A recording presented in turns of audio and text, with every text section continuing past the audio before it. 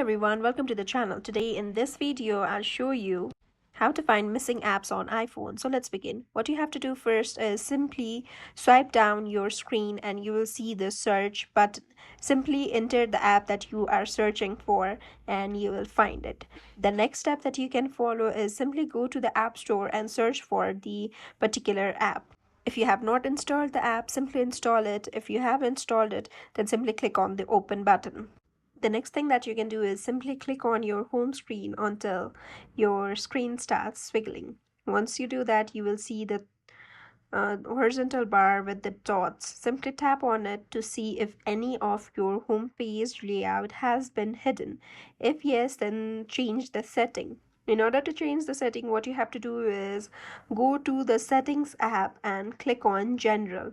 Scroll down and tap on Transfer or Reset iPhone. Click on Reset Home Screen Layout. Once you do that, your home screen layout will be changed. The next step is to go to the screen time and click on Content and Privacy Restrictions. Tap on Allowed App and see if there is any app that has been hidden from the home page. If yes, then simply toggle it on.